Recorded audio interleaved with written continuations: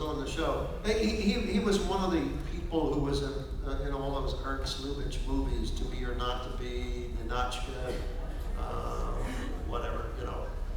But he was so funny. He was playing an out-of-work German director who was so out of work that his agent had gotten him a job directing a play that Gomez had written in their house. You know, it was not a theater, it was a house. And he's looking through the script. He's seeing it for the first time when he arrives at the house. And he goes through the pages to the script and he pronounces it. I do not direct home talent plays.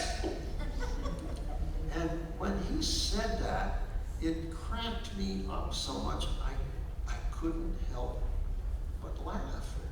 And I ruined about 3 or 4 great takes of his. And he was an actor I admired so much. We had some great European actors on that show. The very famous, remember Marcel Dalio from Jean Renoir's The Grande Illusion and The Rules of the Game. This is one of the great stars of Europe, and he came to Hollywood and played maitre d's and butlers, you know.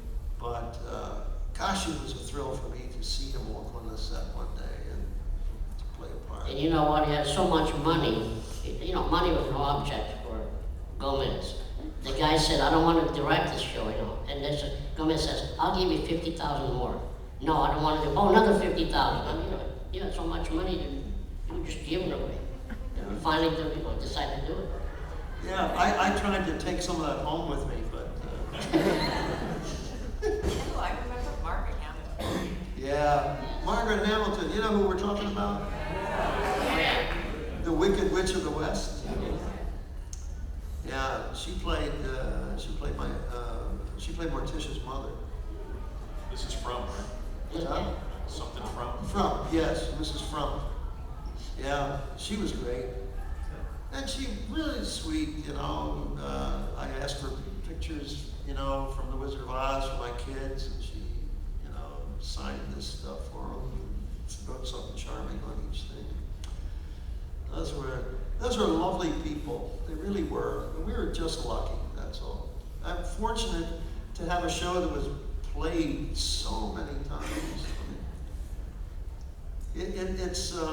Yeah, we did it. How long? Over 40 years ago.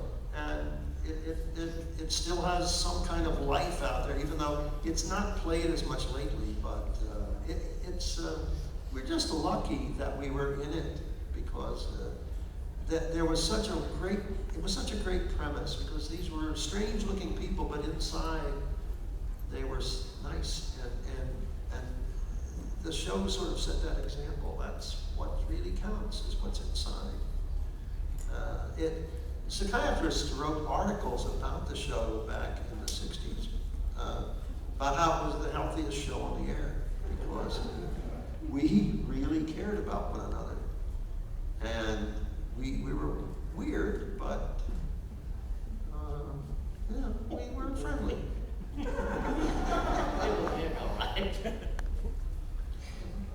When you did the 77 reunion, there was talk, I think, going into it that they were going to try to bring back the series. Was there? I never heard it. No. Did you hear it? I think so, yeah. Yeah, I never heard it. I would have loved to have done it more. I'll do some more today. You know, man, I don't care if Gomez is a great grandfather. I love the material. Of course, Nat Perrin is long gone. Nat Perrin was, I think, he wasn't with us at the beginning.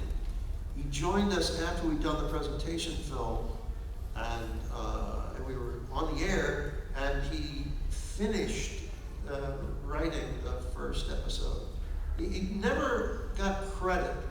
He wouldn't take credit because he was the producer, and he wanted to give the original writers their residuals and so on.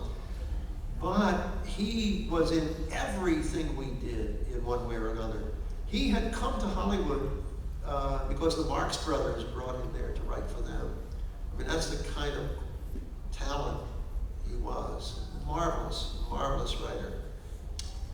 And, you know, he shared